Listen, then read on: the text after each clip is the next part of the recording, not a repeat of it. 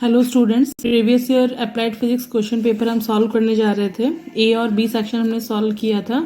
आज हम स्टार्ट कर रहे हैं सेक्शन सी। यहाँ पे आपसे फर्स्ट क्वेश्चन पूछा गया है सेक्शन सी में, मापन में त्रुटि से क्या अभिप्राय है, निरपेक्ष एवं आपेक्षिक त्रुटियों को समझाइए। तो आप थोड़ा मार्क्स को यहाँ एडजस्ट कर लीजिएगा कि मापन में त्रुटि पूछी है तो लगभग 1 नंबर का ये क्वेश्चन होगा। निरपेक्ष और आपेक्षिक त्रुटियां 2-2 नंबर में आएंगी। तो नोट्स लिखवाते टाइम मैंने आपको मापन में त्रुटि एक्सप्लेन किया था कि वास्तविक मान, किसी भी राशि के वास्तविक मान तथा ज्ञात किए गए मान का जो अंतर होता है उसे मापन में त्रुटि कहते हैं। निरपेक्ष त्रुटि और मापन त्रुटियों, इनको लिखने के लिए आपको इनकी परिभाषा लिखनी है और इनके फॉर्मूले बताने हैं। निरपेक्ष त्रुटि परम त्रुटि को कहते हैं। भौतिक राशि के वास्तविक मान तथा प्रेक्षित मान के अंतर को निरपेक्ष त्रुटि कहते हैं। इसे डेल्टा ए से दर्शाते हैं। इसे परम त्रुटि भी कहते हैं। इतना मेंशन करने के बाद में आपको इसका फॉर्मूला भी बताना है। निरपेक्ष त्रुटि वास्तविक मान और प्रेक्षित मान का अंतर है। प्रेक्षित मान अगर आपके पास में ये गिवन है तो आप पहले वास्तविक मान निकालेंगे, इन सभी राशियों का माध्य निकाल लेंगे। माध्य निकालने के बाद में इस माध्य में से आपको हर एक राशि को घटाना है। तो ये प्रेक्षित मान जो आपके पास में आएगा, इसी को आप निरपेक्ष त्रुटि बोलेंगे। आपेक्षिक त्रुटि माध्य परम त्रुटि या माध्य निरपेक्ष त्रुटि तथा वास्तविक मान जो आपने यहाँ AM को निकाला था, इसका अनुपात होता है। तो पहले आप परिभाषा लिख देंगे, उसके बाद में इसका फॉर्मूला बता देंगे, क्योंकि 2 नंबर में आपको इतना लिखना पड़ेगा। 5 नंबर के अकॉर्डिंग पहले मापन में त्रुटि होगी, फिर आपेक्षिक और निरपेक्ष त्रुटि की परिभाषा और उनके सूत्र हो चुके हैं। नेक्स्ट आपसे क्वेश्चन पूछा है, इसी में कंटिन्यू करते हुए, कोई भौतिक राशि आपको दी गई है।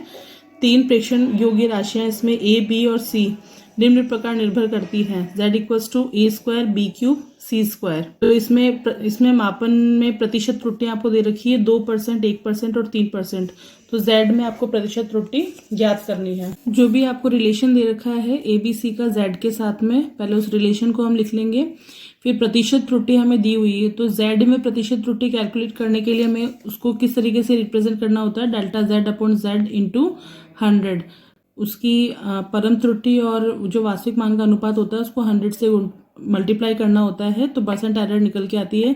सेम परसेंट एरर हम A, B और C को भी उसी फॉर्म में लिखेंगे। ये A को रिप्रेजेंट करेंगे, ये B को और ये C को। जो इनकी पावर्स दी हुई होती है उसको मल्टीप्लिकेशन में आगे लिख लेते हैं और तीनों की परसेंट एरर को ऐड कर लेते हैं हम। तो A² है तो 2 × A में जो उसकी परसेंट एरर है उसको उसके फॉर्म में लिख देंगे, प्लस 3 आगे आ जाएगा, B को परसेंट एरर के फॉर्म में लिखेंगे, 2 आगे आ जाएगा, C को परसेंट एरर के फॉर्म में लिखेंगे। क्वेश्चन में आपको गिवन है कि A, B और C के अंदर जो एरर है वो 2%, 1% और 3% है। यहाँ वैल्यू रख देंगे हम 2%, 1% और 3% A, B और C के लिए। मल्टीप्लाई कर लेंगे 4%, 3%, 6%, तो एडिशन आ जाएगा इनका 30%। तो Z के अंदर जो टोटल प्रतिशत त्रुटि है वो 13% यहाँ निकल के आएगी। नेक्स्ट क्वेश्चन है आपका, गतिज व स्थितिज ऊर्जा को सिर्फ परिभाषित करना है, जितना पूछा गया उतना ही लिखेंगे। यांत्रिक ऊर्जा संरक्षण का सिद्धांत लिखिए। सिद्ध कीजिए कि स्वतंत्रता पूर्वक गिरते हुए पिंड में यांत्रिक ऊर्जा संरक्षित रहती है। तो परिभाषा आप लिख सकते हैं, यहाँ से 2 डेफिनेशन है, दोनों डेफिनेशन में से कोई सी भी एक परिभाषा आप लिख सकते हैं। गतिज ऊर्जा की परिभाषा, वस्तु की गतिमान अवस्था में रहने के कारण उसमें जो ऊर्जा निहित है उसी गतिज ऊर्जा बोलते हैं। या गतिमान वस्तु को स्थिर अवस्था में लाने के लिए जो कार्य करना पड़ता है वही किया गया कार्य गतिज ऊर्जा के बराबर होता है। स्थितिज ऊर्जा, पृथ्वी की सतह पर स्थित किसी वस्तु को गुरुत्वाकर्षण बल के विरुद्ध ऊपर उठाने में जो किया गया कार्य है वह उस पिंड की स्थितिज ऊर्जा कहलाती है। यहाँ से परिभाषा हो जाएंगी। इसके बाद में यांत्रिक ऊर्जा संरक्षण का सिद्धांत लिख सकते हैं कि ऊर्जा को ना तो नष्ट किया जा सकता है और ना ही उत्पन्न किया जा सकता है, केवल एक रूप से दूसरे रूप में रूपांतरित किया जा सकता है। यही ऊर्जा संरक्षण का सिद्धांत होता है। अब हम टॉपिक देखते हैं, स्वतंत्रता पूर्वक गिरते हुए पिंड के लिए यांत्रिक ऊर्जा कैसे संरक्षित रहती है। टॉपिक को एक्सप्लेन करने के लिए हमें मानना पड़ता है कि कोई m द्रव्यमान का पिंड है जिसको पृथ्वी की सतह से h ऊंचाई पर स्थित माना गया है। हमें स्थिति मान ली कि ये जो स्थिति है बिंदु A पर है। यहाँ से जब इसको मुक्त रूप से छोड़ा जाता है तो कुछ समय पश्चात तो बिंदु B पर पहुंच जाता है। A और B के बीच में हम किसी बिंदु C की भी कल्पना करते हैं कि यहाँ पे कुछ वेग के साथ में ये पिंड पहुंचा होगा।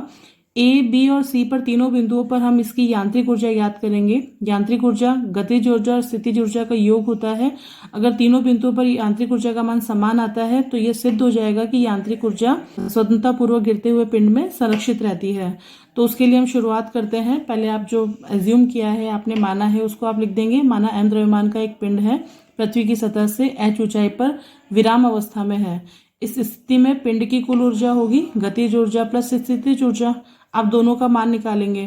तो बिंदु ए पर जबकि पिंड आपका विराम अवस्था में है तो उसमें कोई वेग नहीं होगा, प्रारंभिक वेग का मान 0। तो बिंदु ए पर वेग का मान 0 हो जाएगा। तो वेग का मान 0 है तो गतिज ऊर्जा का मान भी 0 आ जाएगा। कुल ऊर्जा आप निकालेंगे गतिज ऊर्जा प्लस स्थितिज ऊर्जा। गतिज ऊर्जा का सूत्र आ जाएगा हाफ mv²। वेग का मान 0 रखोगे तो गतिज ऊर्जा 0 हो गई। स्थितिज ऊर्जा का फॉर्मूला होता है mgh। द्रव्यमान पिंड का m है, गुरुत्वीय त्वरण g कार्य करेगा और जो ऊंचाई देखी जाती है वो पृथ्वी की सतह से देखी जाती है। तो बिंदु ए के लिए जो पिंड है वो h ऊंचाई पर स्थित है तो mgh इसके लिए मान हो जाएगा। तो टोटल जो एनर्जी निकल के आएगी बिंदु ए पर वो mgh निकल के आएगी। बिंदु सी पर जब हम मान निकालेंगे तो बिंदु सी ए से कुछ x विस्थापन नीचे है। तो यहाँ पे हम न्यूटन की गति का नियम लगा के, न्यूटन की गति का समीकरण लगा के v² = u² + 2s का उपयोग करके गतिज ऊर्जा का मान निकालेंगे और फिर स्थितिज ऊर्जा का मान निकालेंगे। तो आप कुछ इस तरीके से निकाल सकते हैं कि ए से x दूरी नीचे बिंदु सी स्थित है जहां कण का वेग हमने v1 मान लिया है। तो गति के नियम से समीकरण आती है v² = u² + 2as। प्रारंभिक वेग 0 है तो 0 मान लिया हमने। इस वेग को हमने v1 नाम दिया तो v1 रख दिया। जो त्वरण है वो गुरुत्वीय त्वरण कार्य करेगा तो a की जगह हम g रखेंगे। विस्थापन जो है वो ऊंचाई से x दूरी पर इतना विस्थापन हुआ है तो s की जगह हम x रखेंगे। तो आंसर आ जाएगा आपके पास में v1² = 2gx। अब कुल ऊर्जा का मान निकालेंगे तो फॉर्मूला हो जाएगा गतिज ऊर्जा प्लस स्थितिज ऊर्जा। गतिज ऊर्जा का सूत्र आ जाएगा हाफ mv², पर यहाँ पे हमने वेग को v1 लिया है तो v1² कर देंगे mg। स्थितिज ऊर्जा जो हम ऊंचाई लेंगे वो पृथ्वी की सतह से ऊंचाई लेंगे। तो यहाँ जब पिंड था बिंदु सी पर, गतिज ऊर्जा के लिए विस्थापन जहां से चलना प्रारंभ किया वहां से देखते हैं, जबकि स्थितिज ऊर्जा में हम ऊंचाई देखते हैं कि पृथ्वी की सतह से पिंड की ऊंचाई कितनी है। तो बिंदु सी h - x दूरी पर है तो यहाँ पे जो ऊंचाई का मान रखेंगे वो h - x रखेंगे। समीकरण 2 से v1² का मान हम रख देंगे तो 1/2 m.2gx आ जाएगा। 2 से 2 कैंसिल आउट होके mgx यहाँ से आंसर आ जाएगा। यहाँ से mg h - x था, इसको अंडर ब्रैकेट में मल्टीप्लाई करेंगे mg h - mgx। रिजल्टेंट जो आएगा वहां से प्लस mgx और माइनस mgx कैंसिल आउट हो जाएगा। तो बिंदु सी पर जो कुल ऊर्जा निकल के आएगी वो भी mgh आएगी। अब आपको बिंदु बी पर कण का स्थितिज ऊर्जा और गतिज ऊर्जा का योग ज्ञात करना है।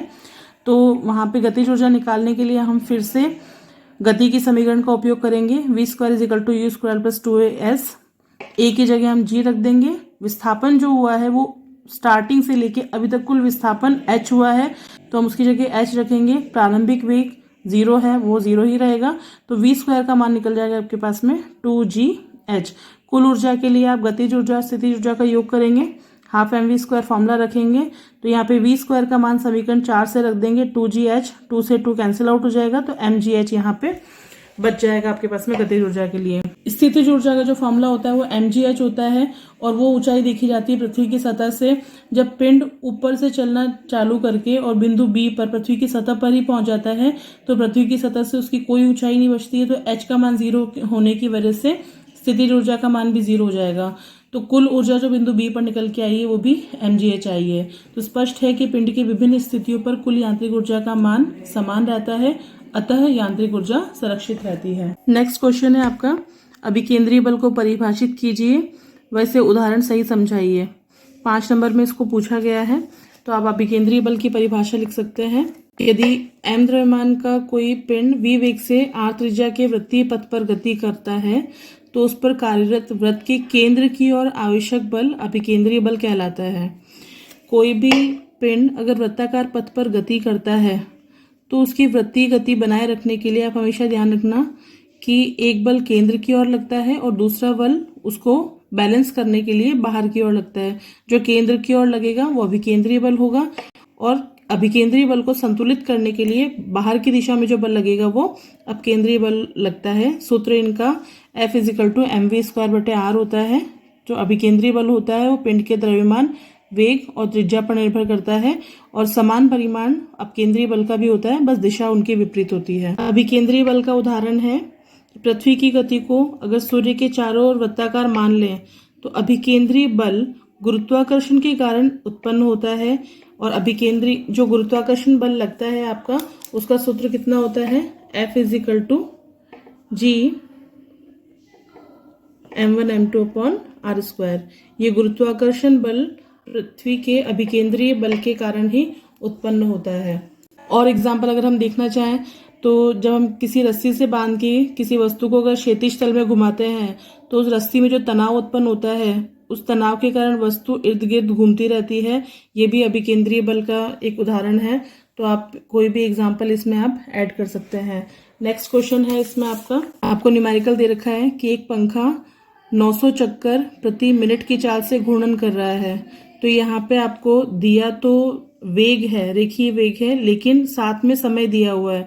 तो चक्कर प्रति मिनट है, तो यहाँ से इस वेग में हम मिनट को सेकंड में कन्वर्ट करके आवृत्ति निकालेंगे, ये फ्रीक्वेंसी निकल जाएगी। उसके बाद में कोणीय वेग का सूत्र लगाएंगे। तो कोणीय वेग और आवृत्ति में संबंध होता है ओमेगा = 2πf। तो पहले हम इसको सॉल्व करेंगे। पंखे के वेग का मान दे रखा है हमें 900 साइकिल 900 रेवोल्यूशन पर मिनट दे रखा है। तो इसको पहले सेकंड में कन्वर्ट करेंगे हम। 900 रेवोल्यूशन पर सेकंड के लिए 60 से डिवाइड कर देंगे, आप कैंसिल आउट करेंगे तो 15 रेवोल्यूशन पर सेकंड आ जाएगा। रेवोल्यूशन पर सेकंड हर्ट्ज के इक्विवेलेंट होता है। दैट मीन्स कि ये वेलोसिटी आपकी फ्रीक्वेंसी में कन्वर्ट हो चुकी है। यहाँ पे आपने आवृत्ति का मान निकाला है। आवृत्ति और कोणीय वेग में संबंध होता है ओमेगा = 2πf। यहाँ पे हमने वेग से शुरू किया था तो f की जगह पे मैंने यहाँ पे v लिखा है। ये वैल्यू आप यहाँ से रख देंगे 15 हर्ट्ज, पाई को लिख देंगे 22/7 या 3.14 भी लिख सकते हैं। सॉल्व करेंगे तो रिजल्टेंट आपके पास में आ जाएगा 94.28 रेडियन पर सेकंड। कोणीय वेग का मात्रक आप साथ में लगा देंगे। तो इस तरीके से इस क्वेश्चन को आप सॉल्व कर सकते हैं।